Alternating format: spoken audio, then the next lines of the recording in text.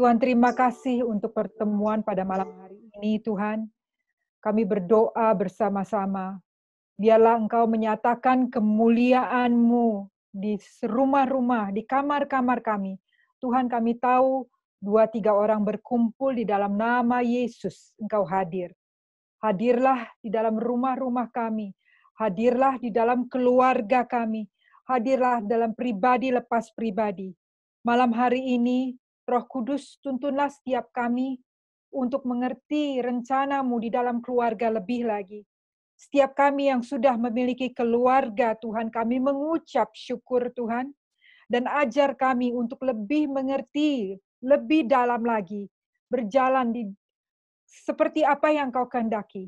Dan Tuhan, bagi kami yang masih single, kami berdoa, Tuhan, biarlah Engkau yang sudah mempersiapkan calon pasangan yang terbaik, yang seiman, yang sepadan bagi kami. Dan memperbesar kapasitas kami sehingga pada waktu-Mu, Tuhan, kami boleh bergandengan tangan memulai keluarga di dalam Engkau dan berkat turun atas setiap kami. Tuhan, terima kasih. Kami memberkati Pastor Yogi dan Ibu Lenti yang menjadi saluran berkat yang luar biasa bagi setiap kami, para pendengar. Tuhan, terima kasih.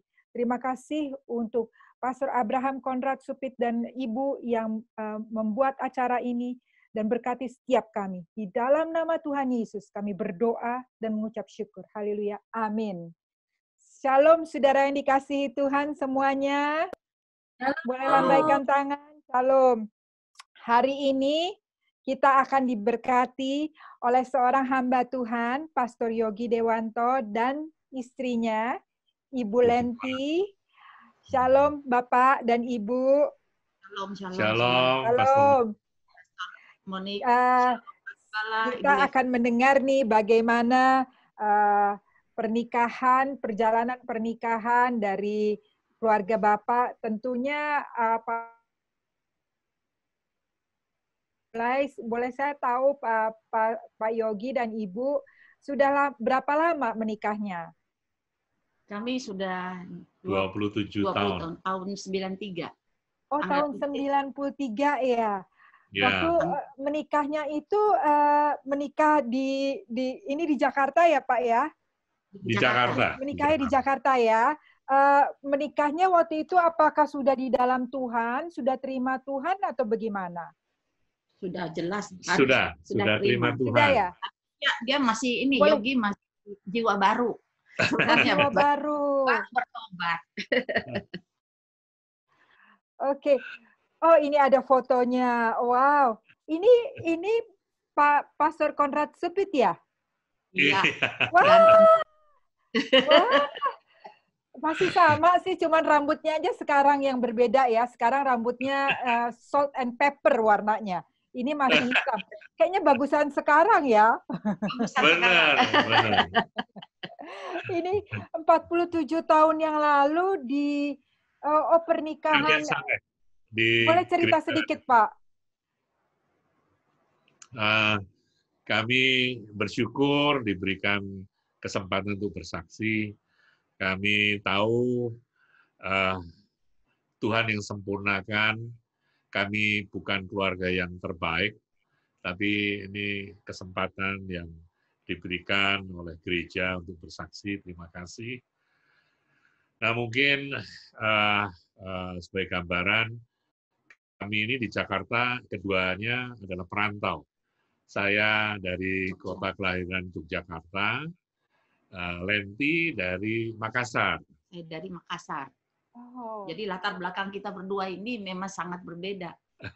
Kalau dia ini bapaknya kayak Frankennya. Iya. Kalau papa saya dari Chongpo, orang Chinese, dari perantauan dari Chinese benar. Ketemu mama saya, ya? Begitu. Iya. Jadi papa saya ini orang Totok banget, dan ibu saya orang Toraja asli. Orang Toraja asli. Jadi benar-benar kedua ini papa saya orangnya rada keras ya.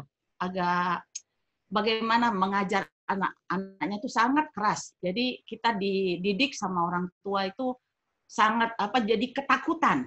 Bukan kasih, tapi ketakutan. Ketemu Yogi yang lembut, saya tertarik sama dia. Memang saling melengkapi Memang, ya. amin, amin. Bedanya Lenti ini walaupun keras, mamanya sangat cinta Tuhan, sehingga anak-anaknya dari kecil dibawa gereja. Iya, mama saya memang Pantekosta, jadi tiap kali itu hari Minggu kita dibawa. Dari kecil itu kita sudah diserahkan kepada Tuhan. Dan saya percaya bahwa pada saat orang tua menyerahkan anak kepada Tuhan, ya, kemanapun anak pergi pada saat dia besar, mungkin dia keluar dari rel, tapi satu saat pasti Tuhan panggil dia kembali. Karena pasti ada meterai Tuhan di dalam setiap anak yang diserahkan kepada Tuhan. Begitu juga dengan saudara-saudara saya semua, ya. Semua saudara sebenarnya bukan Kristen, tapi pada saat waktu kecil kita diserahkan kepada Tuhan, ya. Ingat di Pantekosta kita ditumpang tangan, terus banyak yang rebah-rebah, saya nontonin begitu. Tapi saya percaya semua saudara saya akhirnya sudah diselamatkan semua. Walaupun sempat bahwa mereka keluar, ya, ada yang beragama Buddha, sudah sampai bagaimana, akhirnya mereka bisa bertobat. Itu yang saya saksikan, bahwa setiap penyerahan anak itu tidak sia-sia, tidak akan keluar dari itu. Dan sedang di saya itu, papa saya orang Buddha. ya. Mama ikut, tapi puji Tuhan, jadi kami keluarga macam-macam agamanya. Dan saya kebetulan yang menjadi Kristen pertama. Puji Tuhan sekarang seluruh keluarga sudah ikut Tuhan, karena saya percaya itu panggilan. Dan mungkin saya sudah ceritakan, ya, waktu saya ketemu Lenti, latar belakangnya agak beda. Saya Katolik, Lenti Kristen, dan waktu itu berkeras masing-masing akan pindah agama. Tapi ternyata pada waktunya saya minta dibaptis Pak Supit. Waktu itu dibaptis ada di Bendungan Hilir, ya, dan mendadak aja tanpa sepengetahuan Lenti. Dan gitu. ternyata saya tahu rahasianya, Lenti itu terakhir mengatakan memang dia mau pasangan yang seiman, dan dia doa pasangan. Jadi Tuhan nggak salah. Jadi pada sehari sebelum kita menikah, saya baru ngaku bahwa saya sudah dibaptis. Wow, saya mau nanya lagi nih, Pak Yogi, ya. Wah, ini luar biasa banget. Jadi ceritanya waktu ketemu Pak Yogi belum Kristen, ya, belum dibaptis, ya. Sementara waktu itu sudah dating nih, sudah jatuh cinta, sudah mulai pacaran, ya. Sudah mulai pacaran. Sebenarnya begini, kriteria orang yang saya mau jadi suami itu saya minta sama Tuhan. Dia cinta Tuhan. Dan saya tahu bahwa orang yang bagaimana kalau dia suka sama kita, cuma suka sama kita, tentunya dia baik sama kita. Tapi saya cari orang yang benar-benar baik. Dia baik terhadap orang lain. Saya bilang, oh, kriterianya saya harus lihat dulu, center dulu. Bagaimana dia memperlakukan teman-temannya. Bagaimana dia memperlakukan orang lain, orang tuanya. Nah, berarti dia benar-benar dia baik, ya, karakternya baik. Itu yang saya pegang, bahwa saya mau laki-laki yang benar-benar karakternya baik. Wah, cinta. Ini tip loh, saudara-saudara yang dikasihi, especially yang belum menikah. Ini tip yang luar biasa. Jadi, ini selain kuasa dari doa, walaupun permintaan, tapi permintaan itu kan disampaikan kepada Tuhan, ya. Waktu kita sampaikan permintaan itu kepada Tuhan, Tuhan pasti mendengar. Permintaan dari Ibu Lenti, cinta Tuhan. Jadi Ibu waktu itu tidak mencari yang kaya atau yang famous, kayak mungkin terkenal banget atau enggak, tapi cinta Tuhan. Amen. Saya kira cinta Tuhan adalah prinsip pertama, ya, untuk membangun keluarga. Yang kedua, tadi Ibu Lenti katakan, saya cari orang yang benar-benar baik. Bukan baik, biasanya kalau kita pacaran pasti dong baik. Mau apa kamu? Nanti saya beliin atau apa. Tetapi dengarkan yang belum menikah khususnya, atau ibu bapak yang punya anak yang akan menikah. Dikatakan bagaimana calonnya itu di center loh sama Bu Lenti. Di centernya gimana? Bagaimana dilihat perlakuan dari calonnya itu ke orang lain. Bagaimana perlakuan dari calonnya itu kepada orang tua. Saya juga diajarkan sama orang tua saya untuk melihat bagaimana calon memperlakukan orang tuanya. Kalau dia memperlakukan orang tuanya baik, dia pasti akan memperlakukan saya nantinya juga baik. Dan saya kira itu tip yang sangat luar biasa.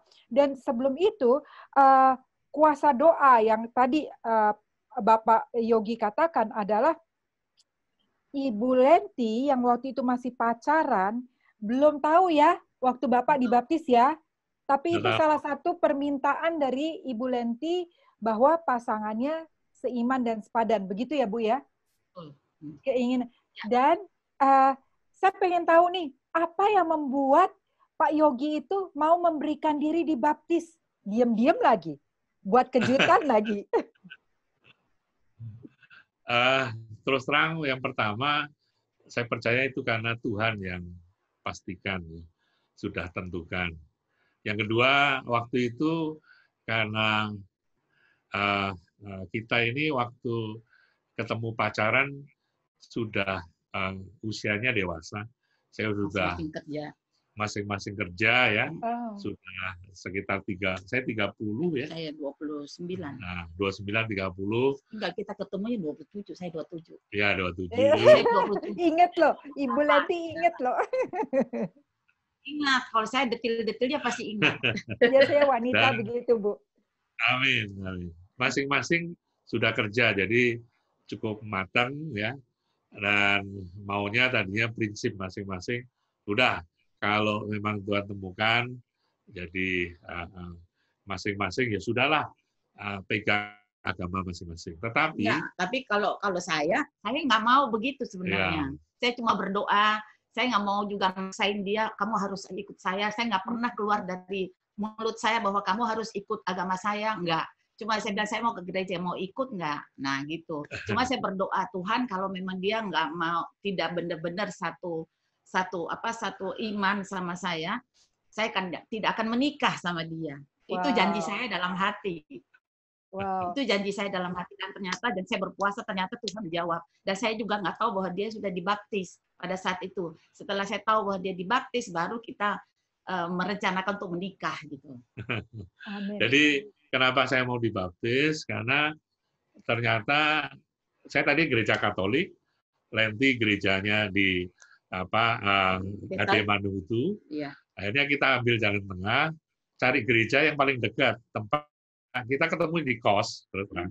Oh gitu. Dan gereja waktu itu paling seru dekat. Nih. Yang kos-kos dengerin. Dekat Tanah Abang 2, pas di Jalan Cideng.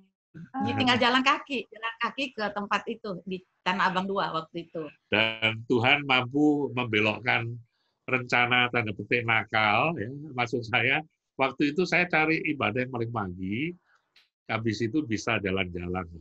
Dan ibadah paling pagi waktu itu Pak Supit. 6:30 mulai. Nah, 6:30, dan kebetulan saya orang yang lagi ngejar karir. Saya lihat Pak Supit kalau khotbah kesaksian beliau sebagai pengusaha segala, sampai saya heran kenapa pengusaha kok mau menyerahkan diri pada Tuhan. Itu yang membuat saya akhirnya saya bilang ini saya mesti dibaptis. Dan saya karena gengsi saya nggak pernah cerita sama Lenti saya dibaptis. Itulah proses saya bisa dibaptis. Tapi saya percaya itu kemurahan Tuhan menangkap jiwa yang harusnya lepas ya. Dan ya sampai sekarang semua baik. Ya, luar biasa.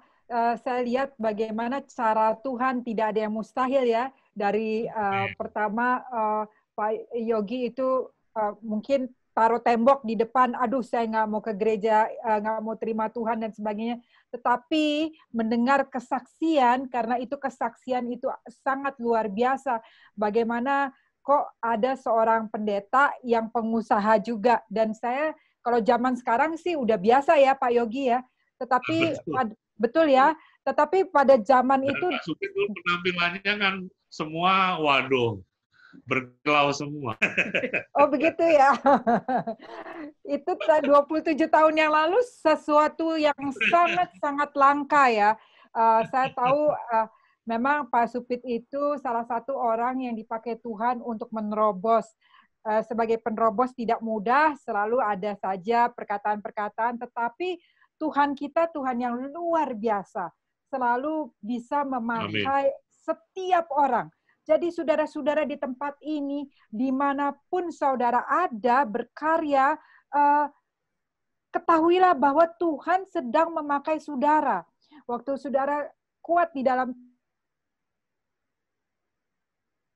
seperti apa yang terjadi dalam kehidupan Pak Yogi. Dan waktu dibaptis, beri diri kepada Tuhan Yesus, dan Ibu Lenti taunya bagaimana? Dikasih tahu atau tahu dari teman kalau Pak Yogi sudah dibaptis, bagaimana tuh? Dan responnya gimana, Bu? Oh, Pak. Ya, Pak Yogi waktu itu pagi-pagi bilang pergi baptis, ya. Oh, sudah pulang ya. Dia baru pulang dibaptis. Saya kaget juga. Saya bilang, waduh, berarti ini Tuhan benar-benar sudah jawab doa saya bahwa dia benar-benar jodoh yang Tuhan siapkan buat saya. Amin. Itu baru saya oke, kita rencanain untuk menikah. Dia ikut saya waktu mau pulang kampung, saya ke Makassar, dia ikut. Mau kenal sama orang. Iya, ikut dia. Jadi ya kalau udah yakin ya harus ketemu dengan orang tua terlebih dahulu ya. Saya percaya ada doa restu dari orang tua untuk itu sangat penting dalam keluarga. Keluarga harus tetap in unity ya. Dan sesudah itu bagaimana waktu mulai dalam pernikahan? Kita pengen tahu nih, Bu Lenti sama Pak Yogi, karena di sini banyak yang masih single-single. Kan dua-duanya sudah bekerja. Berarti semuanya udah oke atau ada dibantu orang tua atau berdiri sendiri atau perjuangannya bagaimana nih waktu mau menikah pertama-pertama? Kebetulan dua perantau ya, dan memang kita memutuskan tinggal di Jakarta. Kebetulan kalau Lenti saudara-saudara nggak ada di Jakarta, baru sekarang-sekarang itu ada. Tapi saya ada saudara. Akhirnya kita merintis, walaupun Lenti tadinya kaget-kaget karena waktu merencanakan nikah ya. Kita masing-masing nggak ada support dari orang tua sama sekali. Iya. Jadi masing-masing benar-benar biaya itu dari kita berdua, cuma berdua. Saya bilang, oke, kamu punya duit berapa, saya punya duit berapa. Benar-benar kita perinciin, benar-benar biaya ini, biaya itu saya merinciin benar. Saya tahu, wah ternyata dia nggak nabung, dari dulu nggak pernah nabung. Lenti kan orang bank, jadi dia teliti. Saya walaupun gaji gini, tapi ada tabungan. Walaupun saya baru juga. Dia gajinya sebenarnya lumayan, tapi nggak pernah nabung. Saya bilang, yang muda-muda dengerin, mulai tabung. Jadi gimana dong Bu Lenti? Wah ini berjalan dengan iman banget dong ya. Nggak ada tabungan, terus merit, hitung-hitungannya. Kita bawa dalam doa, benar-benar Tuhan tuh luar biasa. Saya udah bagaimana ini biaya ini, saya harus biaya baju, pernikahan, pesta, ini semua saya buat perinci, ini sekian kita harus butuh biaya sekian.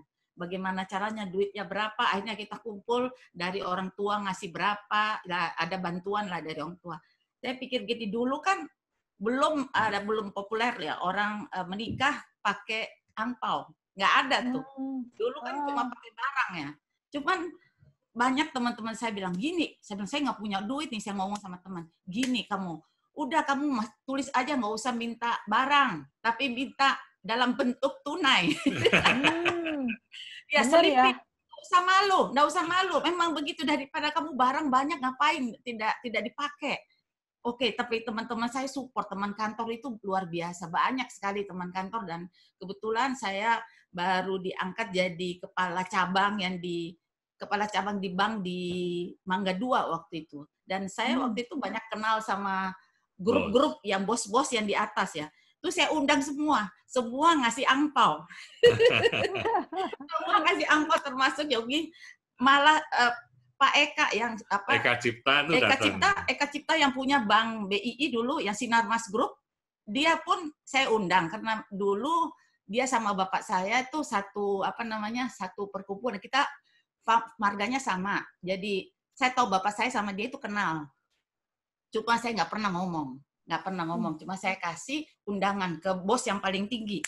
Saya kirim undangan, saya tidak berharap bahwa dia datang. Saya cuma kirim undangan aja, saya cuma berharap angpaunya datang. Ternyata dia datang di pernikahan kita berdua sama istri yang paling tua. Dia datang berdua. Saya kaget juga. Kok dia mau datang ya? Padahal saya siapa sih? Saya cuma karyawan paling bawah. Dia nggak siapa. Sampai teman-teman saya kaget. Teman-teman saya bilang, kamu ada saudara ya sama dia? Saya bilang, nggak ada. Saya nggak pernah saudara sama bos. Padahal kok big boss pada datang? Kaget semua. Saya juga kaget. Kemurahan Tuhan. Kemudian sekretaris saya telepon, nih ada angpau, kamu ambil di sini, nanti dia. Wah, saya kaget benar. Dan itu biaya pernikahan semua ketutup, bahkan berlebih. Bahkan berlebih luar biasa. Jadi malam pertama itu kita hitung-hitung angpau. Iya, luar biasa saya bilang. Wah, itu kebesaran Tuhan, di mana saya lihat dalam pernikahan yang diberkati Tuhan, Tuhan itu mencukupi. Yang penting kita responnya tetap harus benar kepada Tuhan, menomorsatukan Tuhan di atas segalanya. Semuanya dibawa kepada Tuhan dalam rencana pernikahan. Bukan, saya melihat bagaimana Ibu Lenti saat itu komitmennya tuh kepada Tuhan. Maaf Pak Yogi, komitmen Ibu Lenti lebih kuat kepada Tuhan daripada kepada Pak Yogi sendiri, padahal sedang cinta nih. Dan saya percaya Tuhan memperhitungkan itu. Tuhan memperhitungkan. Tuhan memperhitungkan apa yang kita lakukan dalam kebenaran. Karena apa yang kita lakukan dalam kebenaran, Tuhanlah yang memberkati. Dan pada saat pernikahan dimulai bersama-sama, dasarnya adalah Kristus. Dia sendiri yang mencukupi dan memberkati. Dan sesudah itu, saya tahu Pak Yogi dan Ibu Lenti diberkati dengan anak-anak juga ya, ada 3 orang anak ya Pak ya, Ibu. Ya, sebelum hamil pun saya sudah ditumpang tangan supaya hamil sama Pak Supit, Pak Romeo juga. Iya, waktu ini Pak Supit lupa. Pernah tumpang tangan supaya ini pasangan baru, pengantin baru, biar supaya punya keturunan. Kita diberkati dan memang 1,5 tahun setelah itu saya hamil. Amin. Ya. Padahal anak kita pertama.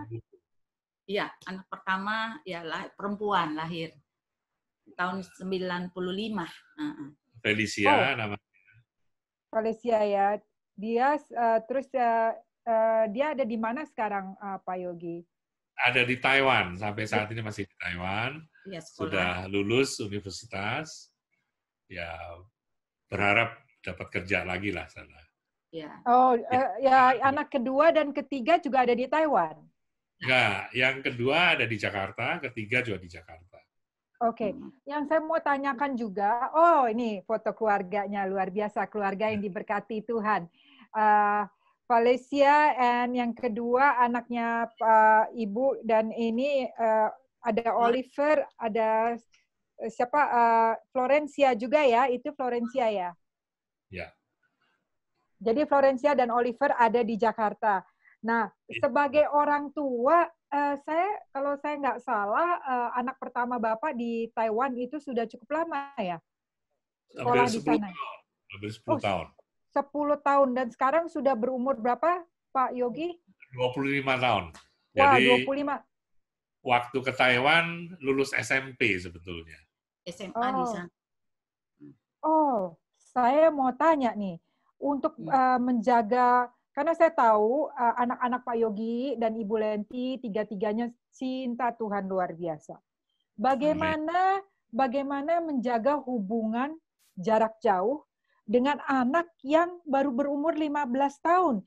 Sedangkan saya tahu umur 15 tahun biasanya anak-anak sedang cari jati diri, ya, dan butuh waktu dengan orang tua. Bagaimana sebagai orang tua menjaga hubungan ini agar hubungan orang tua anak itu kuat, bahkan lebih kuat lagi? Ya. Sebelumnya sebenarnya kita sudah persiapkan. Jadi anak-anak dibawa ke gereja dan sebelum dia berangkat ke Taiwan, bapaknya bilang kamu harus dibaptis, punya komitmen sama Tuhan, harus melayani Tuhan. Dan pada saat kami mengantar dia ke Taiwan waktu itu, kita ngantar dia, kita cari tempat untuk dia melayani. Gereja, Iya, betul. gereja. Dan kita ketemu satu gereja orang Indonesia. GBI di sana. Iya, GBI punyanya Pak Niko ya. Di sana kita beribadah dan dia juga ikut melayani di sana. Saya juga ketemu gembalanya, ketemu mereka, juga titiplah anak saya untuk boleh melayani ya. Jadi kita sebagai orang tua, kalau lihat bahwa ada komunitas yang baik, kita juga tenang jadinya. Iya. Ini tip lagi loh, saudara-saudara. Ini tip yang saya dapatkan dan saya percaya saudara sebagai orang tua kita perlu menangkap ini adalah persiapan. Tadi dikatakan oleh Ibu Lenti dan Bapak Yogi bahwa sebelum dikirim, anak-anak sudah dipersiapkan. Bagaimana mereka mempersiapkan? Mereka mempersiapkan supaya anak-anak benar-benar berakar di dalam Tuhan. Anak-anak mengerti pentingnya baptisan, mengerti artinya melayani. Karena bukan saja mengerti artinya melayani, bahkan kedua orang tua membawa anak-anak untuk melayani terlebih dahulu. Sehingga pada saat anak-anak dikirim, sudah ada visi. Di dalam keluarga, kita perlu visi. Kalau kita tidak mempunyai visi yang daripada Tuhan, mudah sekali terganggu dengan begitu banyak distraction. Apalagi anak-anak usia muda dalam usia teenager seperti itu. Tidak mudah untuk bisa kuat di dalam Tuhan kalau dasarnya tidak kuat. Sama seperti pohon. Kalau pohon akarnya tidak kuat, badai datang, pasti mudah terombang-ambing. Tetapi seperti apa yang Pak Yogi dan Ibu Lenti lakukan adalah mempersiapkan. Berarti waktu mempersiapkan itu ada komitmen. Tadi saya dengar bagaimana dibilang, saya ketemu dulu dengan gembala di sana. Berarti, kalau saya tidak salah ya Pak ya, Bapak dan Ibu pergi dulu ke Taiwan untuk mencari tempat, bertemu kepada gembalanya, dan melihat komunitas yang ada sebelum anak dikirim ke Taiwan. Ya, seperti itu. Sebetulnya bersama-sama, bareng sama Afi, lalu kita lihat sekalian. Dan saya percaya juga puji Tuhan bahwa Tuhan kasih teman-teman yang komunitas dia untuk beribadah, dan ada teman-teman yang mungkin di atas kakak kelasnya juga satu gereja sama dia. Jadi dia ada pelayanan di sekolah, mereka ada persekutuan, kalau hari Minggu di gereja gitu. Jadi ada komunitas yang dia punya, itu yang membuat anak-anak tidak bisa lepas daripada Tuhan. Ya, ini penting saudara-saudara, komunitas terutama untuk anak-anak kita itu sangat penting karena teman-teman itu sangat mempengaruhi. Di usia-usia seperti itu, saat itu anaknya Pak Yogi dan Ibu Lenti berangkat umur 15 tahun. Di saat-saat umur seperti itu, pada umumnya mereka lebih mendengar teman-teman daripada orang tua. Tapi kembali lagi, karena sudah dipersiapkan, kuat di dalam Tuhan, mengandalkan dan mengharapkan Tuhan, maka anak ini bisa lebih kuat. Tapi saya percaya tidak ditinggal begitu saja. Tentu pasti walaupun dengan jarak jauh dari Jakarta dan Taiwan, hubungan tetap jalan ya. Dan boleh kita tahu semua di tempat ini bagaimana menjaga hubungan itu. Kita masih ada waktu 20 menit, 15 menit sebelum ruang tanya jawab. Kira-kira bagaimana Pak Yogi dan Ibu Lenti untuk menjaga hubungan yang kuat? Ada saatnya ya. Tentu anak-anak ada masalah ya. Nah, saya selalu ingatkan, kadang kita kirim firman Tuhan, dan kadang saya doakan langsung lewat telepon. Ya, kalau dia ada masalah, nangis-nangis, 2 bulan pertama nangis-nangis pengen pulang. Bapaknya terus kuatkan dia melalui telepon, didoakan, dikasih firman. Puji Tuhan bahwa Tuhan ada ditempatkan teman-teman yang bisa menguatkan dia. Bahkan di kuliah pun Tuhan sediakan teman, hamba Tuhan dari negara lain, anak hamba Tuhan juga. Dari negara lain, bisa dekat sama dia. gitu. Jadi ada teman baiknya, ya dari mana tuh ya? Ada Malaysia, ada yang dari Nauru atau apa? Negeri apa itu. Ceritanya bapaknya juga pendeta, jadi dia dekat sama anak saya. Nah itu saya puji Tuhan, sebenarnya Tuhan kasih orang-orang yang dapat menopang dia. Dikala dia mungkin down atau ada masalah, ya temannya bisa kasih firman, kasih menghibur dia, menguatkan dia. Saya percaya bahwa Tuhan kasih penolong bagi dia. Amin. Amin. Dan kembali sekali lagi saya mau tekankan bahwa sebagai orang tua, di sini saya melihat bagaimana Pak Yogi mendoakan, memberikan firman kepada anak, dan sebagai kepala rumah tangga, sebagai imam di dalam keluarga, peranan daripada ayah itu sangat penting, dan tentunya Ibu Lenti mensupport semuanya, mensupport dalam doa, mensupport sebagai istri, sebagai ibu, dan waktu sebagai ayah Pak Yogi mendoakan anak-anak, kekuatan diterima kembali melalui firman Tuhan dan melalui doa-doa. Jadi saudara yang dikasihi Tuhan, kembali kita diingatkan sebagai orang tua, ambil peranan kita, suami, ayah, ambil peranan sebagai imam, dan istri ambil peranan sebagai penolong dalam untuk suami, untuk anak-anak. Jangan jadi perongrong, tapi jadi penolong. Beda ya, penolong dan perongrong. Jadi kita teruskan, jadi anak-anak sekarang yang kedua Florencia dan Oliver ada di Jakarta, dan mereka juga melayani cinta Tuhan, anak-anak yang diberkati. Amin. Amin. Kemudian yang saya mau tanyakan juga, dalam kehidupan Pak Yogi dan Ibu Lenti, saya pernah dengar ada masa krisis di mana waktu itu, waktu baru menikah, walaupun dengan tabungan yang seadanya, tapi Tuhan memberkati, dan betul. Tapi ada waktu-waktu di mana krisis ekonomi, tekanan itu datang. Boleh cerita sedikit, Pak Yogi, dan bagaimana respon menghadapi krisis tersebut? Satu hal, dari mulai kami berumah tangga, kami biasakan kita selalu ada mesbah keluarga. Biasanya malam sebelum tidur, bahkan anak-anak kecil waktu itu belum bisa tahu firman, tapi kita dibiasakan, dan saya selalu mengingat, Pak Gembala itu mengingatkan bahwa anak-anak kalaupun nggak ngerti, firman itu pasti hidup dalam hidupnya. Jadi dalam keadaan susah pun, ini yang paling penting saya kira. Suatu saat, ya namanya manusia, saya diberkati dan saya berpikir untuk tanda petik sebetulnya seolah-olah minta sama Tuhan bahwa Tuhan, kalau saya usaha berhasil ini segala macam, saya bisa konsentrasi melayani lebih baik. Padahal memang tujuannya kan pengen lebih kaya lagi, lebih diberkati, sehingga saya berusaha sendiri, ada sekian company, satu kerjasama sama orang Belanda, satu kerjasama orang dari Malaysia, bahkan dari salah satu orang kaya lah di Indonesia, kerjasama juga. Tapi memang saya pikir Tuhan itu Tuhan yang luar biasa, tahu. Jadi dalam jangka waktu hampir 2 tahun, itu ada 5 company saya buka, tutup semua juga. Wow, semuanya tutup, Pak? Semua tutup.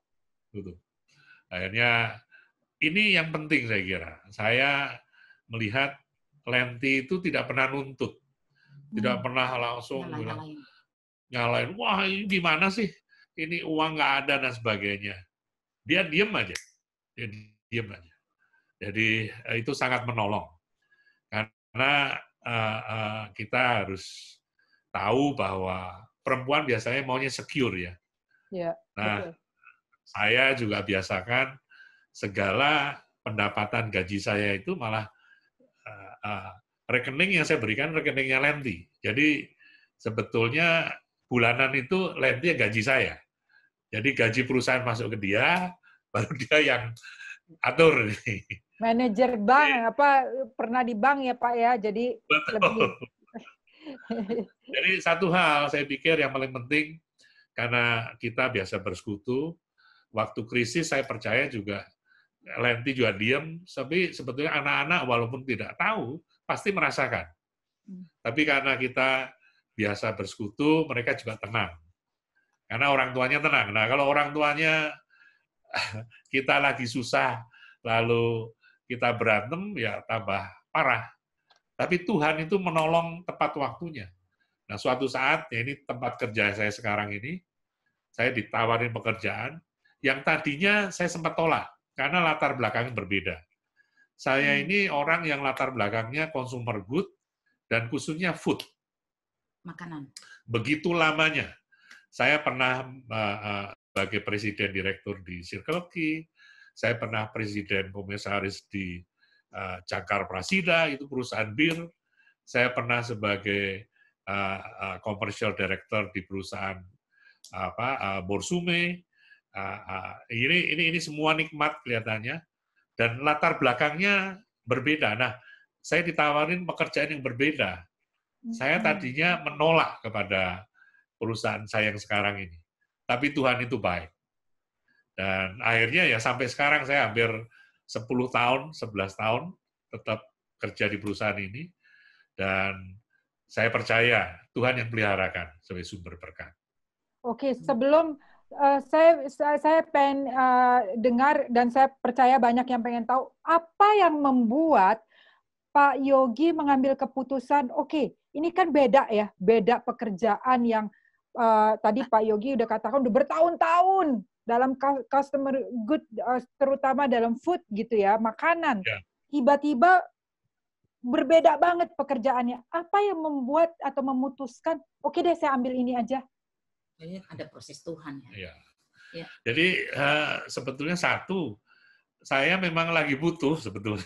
Nggak, sebenarnya juga ada proses Tuhan yang tidak kita mengerti ya. Betul. Sebelum dia terima kerjaan itu, dia diajak sama kakaknya dia ini untuk yang kita ke Cina dulu itu ya. Oh ya. Kita ke Cina untuk kerjaan yang tidak ada hubungannya food. Iya, tidak ada hubungan. Tetapi akhirnya berhubungan sekarang, dan proses waktu saya di kerja ini pun sebetulnya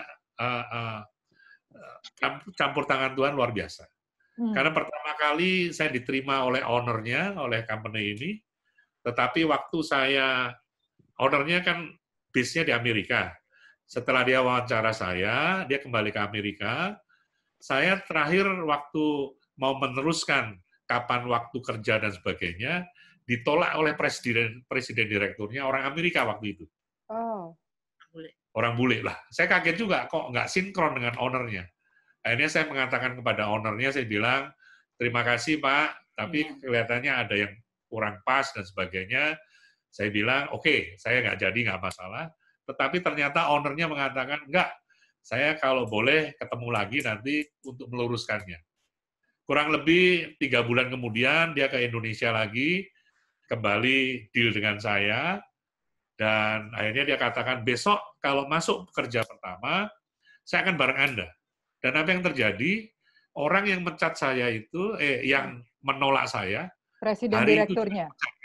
Hari itu juga dipecat, dan saya menggantikan beliau. Wah. Jadi saya waktu itu, anak buah saya ada yang bule segala macam, ya. Tapi itulah kemurahan Tuhan. Nah, berjalannya waktu, memang konsentrasi saya lebih kepada marketing. Jadi, sebentar Pak Yogi, sebentar Pak. Stop dulu di situ Pak. Saya mau bertanya kembali nih. Jadi prosesnya Tuhan ya, dari kenapa bisa ngambil begitu, memang pertama pada saat itu ya butuh. Berarti kita basically ya ambil aja lah. Tetapi sekarang nengok ke belakang, Pak Yogi bisa mengatakan semua adalah campur tangan Tuhan. Ya, kadang-kadang saya melihat sudah buka 5 perusahaan dan sepertinya semuanya baik, tetapi sepertinya kok Tuhan tutup semua, pintu-pintunya tertutup, ya, dan melewati proses. Tetapi di dalam proses itu sebenarnya Tuhan sedang memberikan, menuntun Pak Yogi ke tempat yang lebih baik. Sampai, ya kan, tadi saya dengar ownernya sudah interview Bapak, sudah diterima, tiba-tiba pas Bapak datang ke kantor, tapi presiden direkturnya yang in charge saat itu bilang menolak, begitu ya Pak ya? Menolak, oh, kamu bukan, saya tidak bisa terima kamu. Betul. Hanya karena anugerah Tuhan, Tuhan bisa tetap ngomong sama ownernya, bahkan bukan itu saja, presiden direkturnya dipindahkan atau dipecat tetapi menggantikan Pak Yogi. Sampai saat ini masih bekerja di company itu, Pak? Sama. Wah, Sama. jadi udah berapa tahun di company itu? Hampir 11 tahun. Cuman saya itu sebagai presiden direktur tidak lama, 3 tahun, karena memang itu adalah factory. Dan memang spesialis saya itu sebenarnya marketing. Jadi waktu itu owner nawarkan kembali, dia katakan saya akan ada taruh presiden direktur, karena memang sebetulnya wawancara pertama saya adalah marketing. Nah, kalau dulu waktu muda saya bisa marah-marah itu nolak. Tapi Lenti ngasih tahu saya. Lenti itu kasih tahu saya, ngapain kita mesti marah-marah? Tanggung jawab dikecilin, gaji nggak kurang, kenapa kita nggak bisa bersyukur? Jadi kadang istri itu penting sekali untuk menjadi penguat ya. Bukan kadang Pak Yogi, selalu penting sekali. Ya, ya, kalau penolong biasanya harus lebih kuat. Iya. Ya, jadi itu prosesnya. Melihat ke belakang, apa kekuatan atau encouragement dari Pak Yogi kepada para pendengar di tempat ini melalui proses yang dilewati di masa krisis? Satu, Pak Supit itu punya satu moto Matius 6:33, dan itu tidak salah. Dahulukan kerajaan surga dan kebenarannya, maka yang lain akan ditambahkan. Jadi kalau kita memang senantiasa mendahulukan kerajaan surga, krisis, kesulitan, itu memang kita akan selalu hadapi di dunia ini. Ya, tapi percayalah, kalau kita kerajaan surga didahulukan, kita akan lebih tenang, dan memang yang ditambahkan kalau dari surga itu tidak ada yang jelek. Di surga yang ditambahkan selalu sempurna, selalu baik. Bahkan mungkin di luar pemikiran kita. Itu satu hal yang memang saya pikir kita semua harus punya pegangan, ya, harus punya satu keyakinan bahwa Tuhan senantiasa yang membuat semua baik. Yang hal lain yang kita perlu adalah perintah dari Tuhan Yesus, perintah utama, kasihilah sesamamu manusia seperti kita mengasihi Tuhan, ya. Matius 22 ayat 39. Dan saya percaya itu Tuhan yang melakukan. Dan satu hal lagi yang saya selalu ingat, 1 Yohanes 4 ayat 20 mengatakan, kalau kita itu mengatakan mengasihi Tuhan, tapi tidak bisa mengasihi sesama yang kelihatan, apalagi kalau di Yohanes itu dikatakan saudaranya, tapi kalau saya terjemahkan apa yang kelihatan itu manusia, tentu kita berbohong. Ngomong Tuhan, tapi prakteknya kita tidak punya kasih kepada sesama kita. Dan saya percaya hukum kasih itu juga hukum tabur tuai. Kapan kita akan menuainya kita nggak tahu, tapi kalau menabur, saya ingat sekali, Pak Gembala selalu mengingatkan, kenapa Pak Gembala itu bisa bertobat, nggak taunya salah satu kakeknya berdoa katanya. Ya, makanya begitu bandelnya, Tuhan tangkap dia. Demikian pun saya berharap, kalau apa yang saya tanam sekarang, anak cucu nanti akan menikmatinya. Amin. Jadi itu juga menguatkan kita semua. Ya, saudara yang dikasihi, kita semua tahu dampak daripada pandemi ini, dan semua mengalami dampak dalam skala yang berbeda-beda. Tetapi Matius 6 ayat 33, carilah dahulu kerajaan Allah dan kebenarannya. Kita cari, harus dicari, bukan ditunggu. Firman Tuhan tidak mengatakan menunggu, tetapi harus mencari. Dari bagian kita harus membangun hubungan yang jauh lebih intim kepada Tuhan. Kata-katanya tuh kayak mau nekat loh sama Tuhan. Mau, Tuhan, I want you even more, today more. Jadi cari Tuhannya juga dengan semangat, bukan menunggu. Carilah dahulu kerajaan Allah dan kebenarannya. Berarti kita berjalan di dalam kebenaran Tuhan. Karena di dunia ini begitu banyak distraction dan kegelapan. Bahkan Yesaya 60 mengatakan dunia sudah ditutupi kegelapan. Tetapi waktu kita mencari Tuhan, kemuliaannya itu yang diberikan kepada kita. Dan Pak Yogi juga mengatakan istri sebagai penolong itu sangat penting. sangat-sangat penting. Nanti saya akan tanya kepada Ibu Lenti bagaimana sebagai dalam keadaan krisis bisa tenang. Yang ketiga adalah hukum kasih. Kita harus bisa saling mengasihi satu sama lain, saling mengasihi keluarga. Mengasihi itu juga berarti bukan hanya ngomong, tetapi melakukan dengan tindakan, mengampuni, mengasihi. Pada saat kita melakukan bagian kita, pada saat kita melakukan kebenaran itu, Tuhanlah yang akan memberkati setiap kita, dan berkat yang daripada Tuhan itu jauh lebih baik dan sempurna. Jadi, dan juga ditambahkan oleh Pak Yogi adalah investasi. Saat ini mereka menginvestasikan kepada anak-anak dan mereka percaya apa yang mereka tabur akan dituai. Nah, Ibu Lenti, waktu jalan begitu cepat sebelum tanya jawab ya, kita masih ada 10 menit, kemudian kita masuk dalam, kita ada beberapa menit sebelum masuk dalam tanya jawab. Boleh tanya untuk semua nih para ibu-ibu di sini. Dalam masa-masa seperti ini banyak yang mengalami goncangan. Sebagai istri, bagaimana? Tip cepat aja, singkat aja, bagaimana kita bisa menolong suami? Ya, percaya kepada Tuhan. Segala sesuatu yang Tuhan izinkan untuk kita alami, kita percaya bahwa tidak akan melebihi kekuatan kita. Itu aja saya percaya, saya pegang Tuhan. Bahwa kita, walaupun Tuhan mungkin kasih cobaan ini, tapi Tuhan kasih kekuatan juga. Percaya bahwa Tuhan akan memelihara hidup kita. Saya bilang percaya. Pernah saya berdua juga, dua-duanya saya waktu itu putusin bahwa saya akan berhenti kerja, dua-duanya nganggur. Tapi saya bilang, saya percaya, saya nggak takut. Saya bilang, saya nggak takut. Walaupun pikiran otak saya ini mikir, wah tabungan bisa tahan berapa lama ya. Tapi saya percaya bahwa iman kita ini lebih besar Tuhan, roh yang ada dalam kita lebih besar, dia menguatkan. Cuman kita percaya aja. Kita akan melihat, kita harus melangkah dulu untuk melihat mujizat Tuhan terjadi. Kita harus melangkah, iman kita harus berjalan di depan. Bukan kita nunggu Tuhan yang bekerja untuk kita, tapi kita melangkah dulu. Saya bilang itu yang kita harus percaya penuh pada Tuhan. Jangan takut, saya bilang. Jangan takut. Tuhan pasti pelihara kita. Dan saya percaya bahwa Tuhan akan menolong pada waktu yang tepat. Itu saja. Amin. Oke.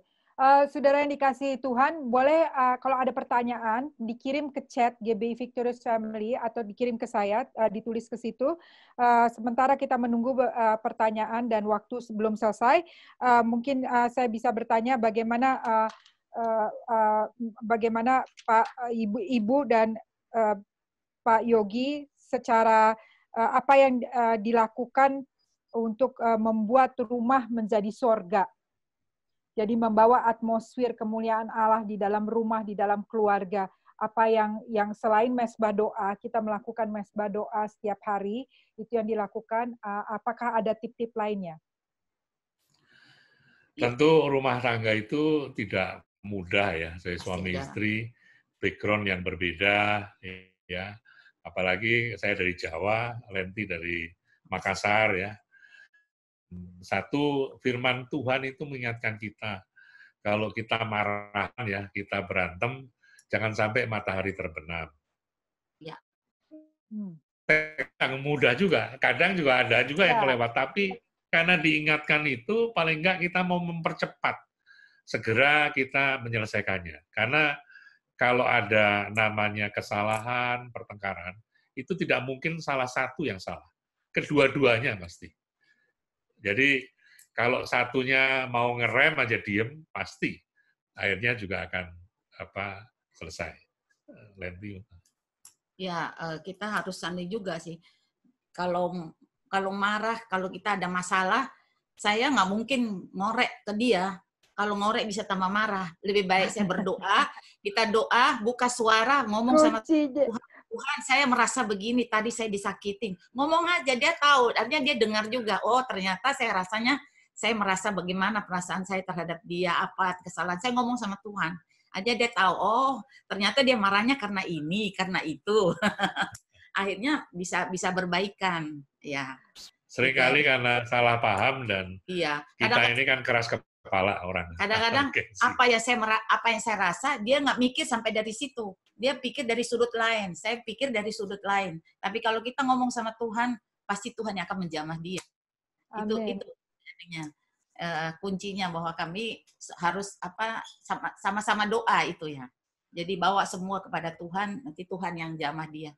Dan yang penting juga, saya bersyukur saya punya lingkungan gereja yang baik, ya, teman-teman yang luar biasa, sehingga kita malu lah kalau masa ke gereja, walaupun pura-pura kita akur kan kelihatan juga. Jadi mau nggak mau, teman-teman ya, ada Pak Binsar, Pak Yohanes, Pak Didi, ini udah teman-teman keluarga semua, Pak Ali, ya. Jadi itu sebetulnya juga sangat membantu kita. Jadi saya bersyukur kita punya komunitas yang baik, kita boleh menguatkan satu dengan lain, dan saya percaya itu yang membuat kita membawa mungkin istilah Pastor Merik surga di keluarga kita, sehingga siapa sih yang nggak mau damai sejahtera? Tapi kan prakteknya nggak mudah, mesti kita jalani, kita juga praktek dan pegang kebenaran firman Tuhan. Amin. Amin. Amin. Amin.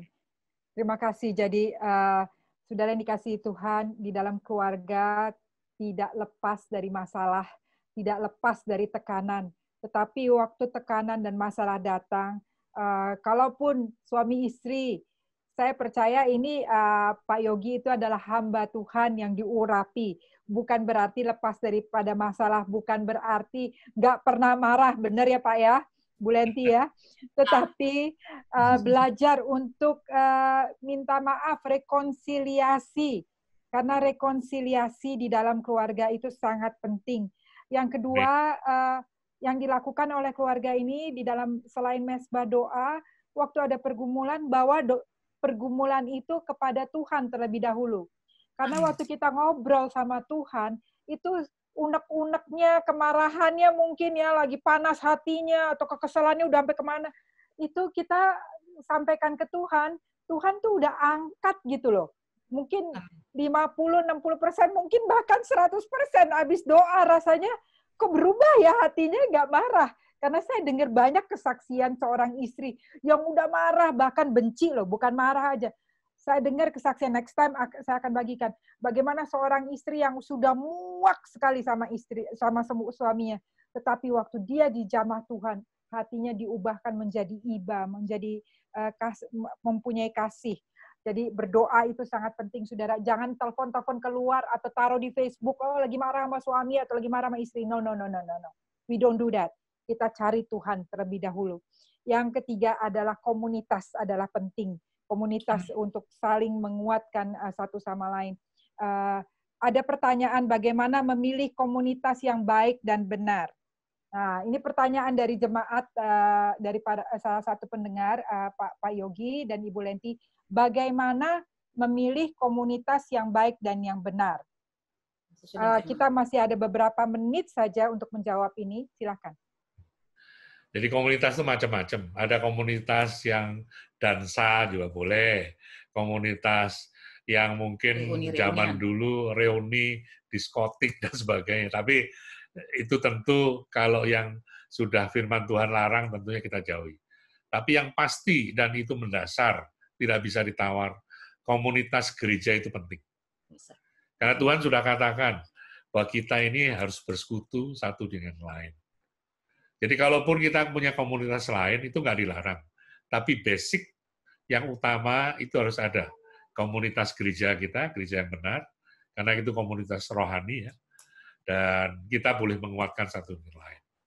Amin. Amin. Ya, saya juga ya komunitas ya, sering kadang-kadang kita ketemu satu komunitas ya, teman-teman arisan kah, teman-teman badminton. Iya, saya punya komunitas banyak, badminton, arisan. Terus teman-teman yang reunian yang kuliah lah, yang SMP, SD pun masih ada. Dan saya merasa bahwa komunitas yang paling nyaman itu memang teman-teman gereja, karena kita seiman dan satu roh.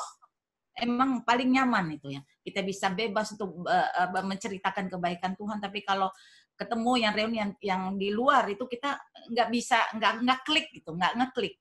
Gimana ya? Memang beda. Kalau kita sudah sama cinta Tuhan, pengen meluapkan bagaimana kasih Tuhan di dalam hidup kita. Amin. Jadi saudara yang bertanya dan semua setiap kita ingat ya, cari teman yang di dalam Tuhan. Kenapa? Karena saudara akan dikuatkan. Satu pertanyaan terakhir sebelum kita tutup karena waktu. Bagaimana tips bisa bertahan melayani sampai sekarang? Nah, kedua hamba Tuhan ini melayani. Tips apa supaya kita bisa bertahan melayani sampai sekarang? Satu, saya selalu pesankan ya, dan itu juga untuk diri saya, rumput tetangga selalu lebih hijau. Jadi kalau ada tawaran kiri kanan, itulah manusia dunia. Kerjaan juga begitu kok. Itu yang kedua, saya bersyukur, berterima kasih sama Pak Gembala. Pak Gembala orang yang tidak nuntut terlalu banyak. Mungkin kalau saya dituntut, wah harus setiap hari ini mungkin sulit. Tapi Pak Gembala juga memberikan contoh. Itu dengan segala plus minusnya. Ya, orang tidak sempurna. Nah, hal yang lain selalu ya saya katakan gereja selama di dunia ini itu tidak ada yang sempurna. Ya, selama gereja itu mengajar Tuhan dengan baik, ya plus minus lah, mau gerejanya sepi kayak mau apa, itu kita tahu Tuhan sudah taruh kita di situ. Amin. Dan kalau kita ditaruh di tempat di mana kita harus bertumbuh, tapi kita maunya pindah-pindah, tidak akan kita bisa bertumbuh.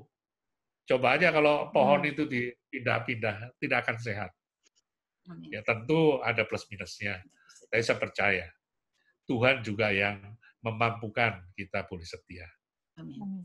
Dan saya bersyukur bahwa bukan kemampuan kita, tapi karena Tuhan yang memang berikan kesempatan itu, dan tentunya Pak Gembala, terima kasih Pak Supit memberikan kepercayaan ya, walaupun saya kadang kan tidak terus-terusan ya, tapi itu salah satu kebaikan Pak Gembala. Tetap selama kita mau melayani, tetap Pak Supit mau merangkul. Jadi terima kasih.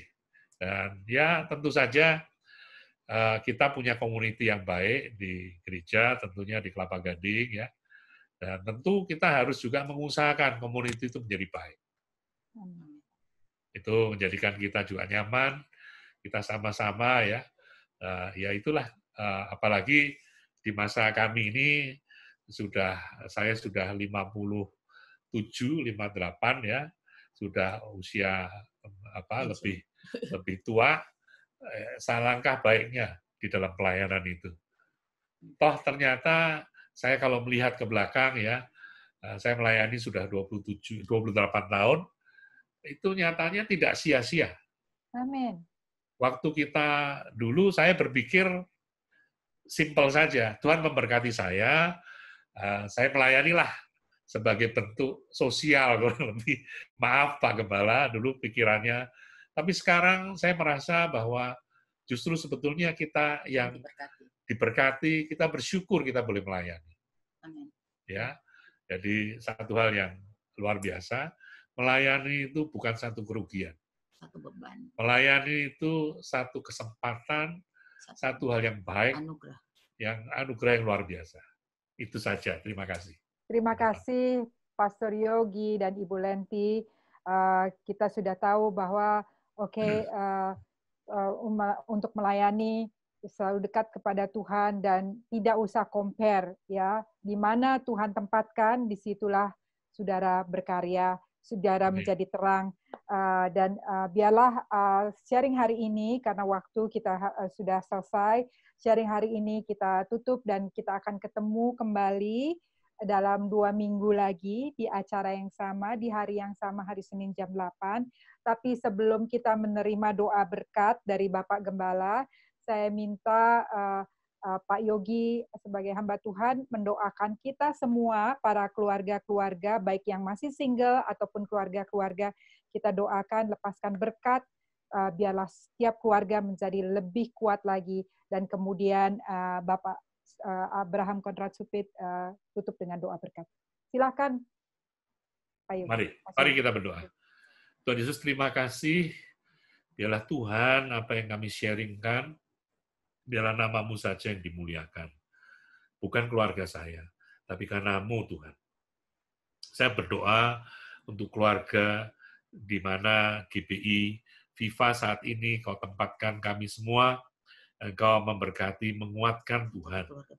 Dan biarlah setiap kami menjadi keluarga berkemenangan, bukan untuk kesombongan kami, tapi kami menang atas dosa, menang atas kelemahan kami, menang atas masalah persoalan yang ada, khususnya Tuhan, di saat pandemi COVID ini Tuhan, yang beritanya sungguh sangat Tuhan, menakutkan, dan kami tahu kami harus mempersiapkan, tapi saya tahu persiapan yang utama adalah lebih dekat kepadamu.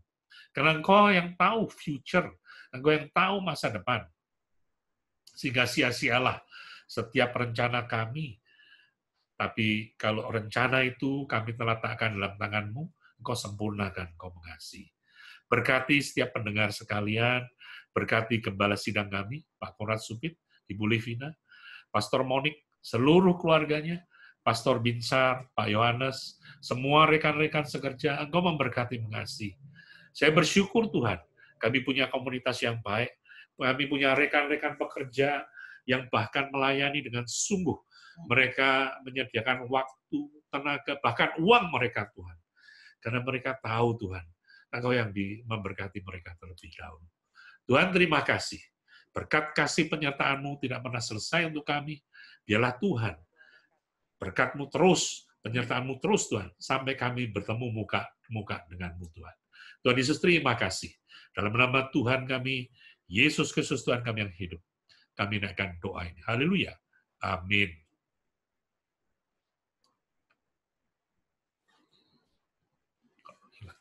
Ini. Ya. Baik, kekasih yang dikasihi dan diberkati Tuhan. Sebelum kita menerima doa berkat, saya ingin sedikit sampaikan tadi apa yang tadi telah disampaikan, telah didiskusikan ya dalam wawancara tadi. Satu hal yang seperti yang Tuhan katakan untuk harus perlu disampaikan. Kita patut bersyukur dan berterima kasih kalau saat ini kita telah menerima keselamatan daripada Tuhan. Yohanes 15:16 dia panggil dan dia panggil untuk menerima pengampunan, keselamatan. Dan dia panggil saat ini kita menjadi anak-anak kekasih Tuhan. Dan dia mengutus kita. Saat ini Tuhan mengutus kita di mana? Di ladang yang Tuhan titipkan. Tentu kita berbicara saat ini konteksnya dalam pelayanan. Kita kalau bisa melayani Tuhan, saya katakan ini suatu hal yang luar biasa. Suatu kebanggaan bukan secara manusia, tapi bangga di dalam Kristus Yesus. Karena kita dipilih secara khusus. Orang melayani dengan kapasitas apapun juga. Kalau bukan dalam panggilan Tuhan. Akhir dari perjalanan hanya karena belum sampai akhirnya ya kecewa, putus asa. Dan saat itu justru menjadi batu sandungan. Nama Tuhan tidak dipermuliakan. Tapi karena kita semua yang ada di tempat ini, saya percaya kita konsisten dan juga ketatan kesetiaan kita kepada Tuhan melalui ladang pekerjaan Tuhan. Ini saya katakan pekerjaan sebab kita memang bukan berdiam diri. Bukan sekedar hanya membuang waktu. Harus ada sesuatu yang kita lakukan, kerjakan. Gereja ini bukan milik Sinode Gereja Bethel Indonesia. Ini hanya organisasi. Bukan milik siapapun juga. Saya pun bersama dengan semua kekasih Tuhan. Tuhan panggil, Tuhan pilih tetapkan untuk mengelola. Kita sedang mengelola ladang pekerjaan Tuhan saat ini. Melalui wadah GBI Victorious Family Ministry. Sebagaimana Tuhan mengambil kita Kejadian 2 ayat 15 ditempatkan di Taman Eden. Dan dia berkata, usahakan, pelihara, kelola dengan baik. Kita diberikan semua fasilitas yang ada di permenani berkat. Begitupun juga saat ini. Tuhan berikan semua otoritas dalam kehidupan kita. Kalau kita imani dan kita percaya, akan terjadi sesuai iman kita. Ya. Sehingga apa yang kita lakukan, kerjakan. Apa yang kita perbuat, kelihatannya suatu hal yang mungkin suatu pengorbanan. Tidak ada yang kita korbankan. Sebab nafas kita, kehidupan kita dari Tuhan. Tapi kita memberi saat itu. Memberi tidak selalu hanya identik dengan uang. Memberi hati terutama terlebih dahulu. Sebab 1 Samuel 16 ayat 7b, Tuhan melihat hati kita. Termasuk waktu kita dalam pelayanan.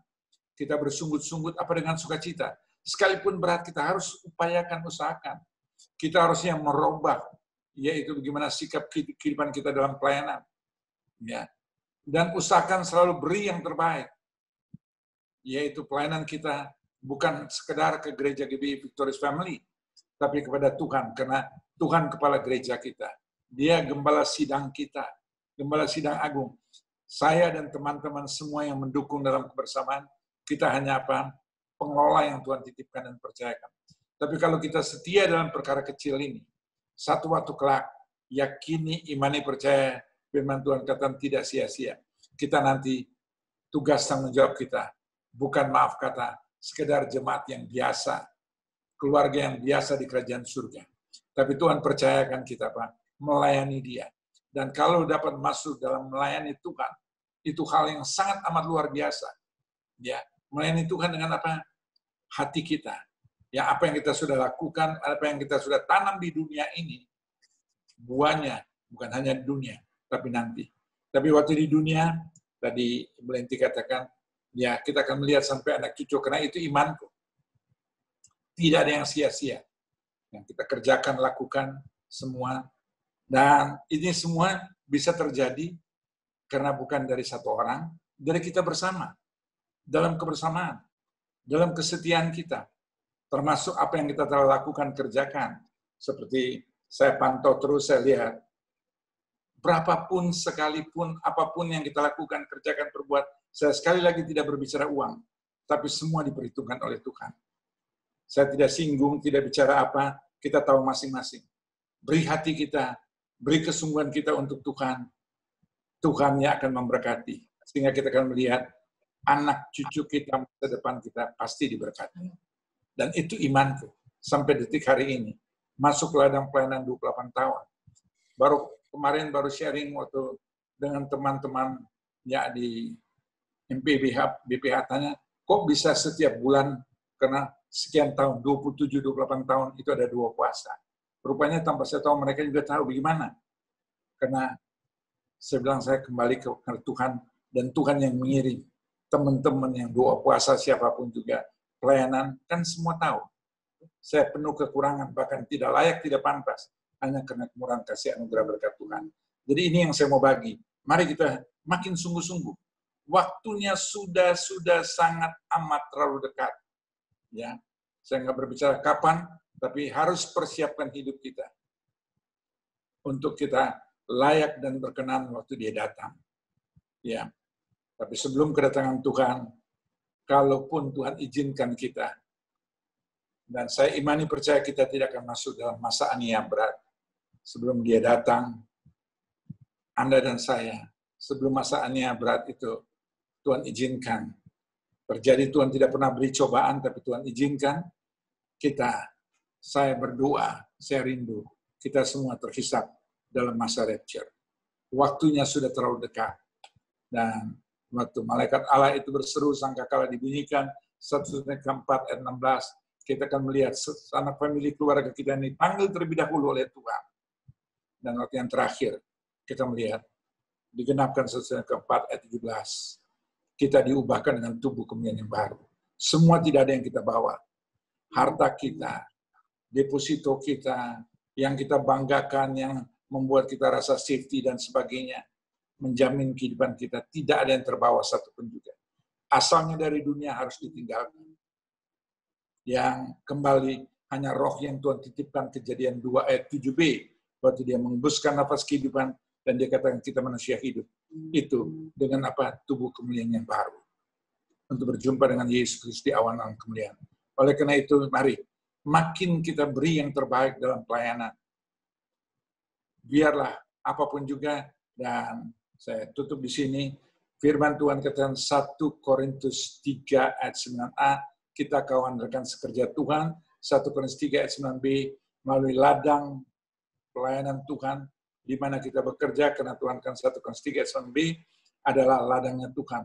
Profesi kita, usaha kita, bisnis kita, di situ ada Tuhan. Harus Tuhan dipermuliakan. Melalui usaha, melalui bisnis, apapun profesi kita. Integritas kita sebagai anak Tuhan nyatakan di situ. Kita berkata ya di atas ya, tidak di atas tidak. Jangan melalui usaha bisnis, melalui apapun yang kita lakukan, kita menjadi batu sandungan untuk orang datang kepada Tuhan. Itu yang mau saya sampaikan. Begitupun pelayanan, sudah lakukan dengan sungguh-sungguh. Pasti banyak kekurangan, banyak hal-hal yang mungkin sempat mengecewakan, menyinggung, dan sebagainya.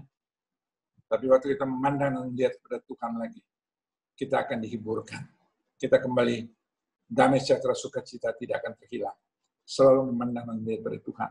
Jangan melihat kepada saya, jangan melihat pada apapun juga, karena kita sama-sama menjadi alat bagi kemuliaan nama Tuhan. Dan 1 Korintus 3 ayat 9c, kita adalah bangunan Allah. Tuhan tempatkan. Kalau sampai hari ini Tuhan izinkan saya sebagai gembala sidang yang Tuhan percayakan untuk mengembalakan jemaat Tuhan, gereja Tuhan yang Tuhan titipkan, bukan karena saya. Sekali lagi bukan karena saya tidak punya kapasitas, saya tidak punya kemampuan apapun juga. Dan tidak ada yang dapat saya bisa pertanggungjawabkan untuk saya. Tapi karena Tuhan yang memilih, Tuhan yang menetapkan.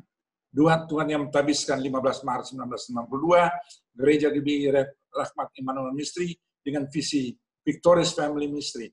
Itu jalan terus dalam kebersamaan yang tidak pernah lepas, dan saat ini yang terus akan diminta pertanggungjawab bukan nama gereja, tapi visi Tuhan yang Tuhan berikan melalui wadah gereja Tuhan Victorious Family Ministry. Sudahkah itu teraplikasi dalam setiap rekan sekerja Tuhan dan jemaat Tuhan?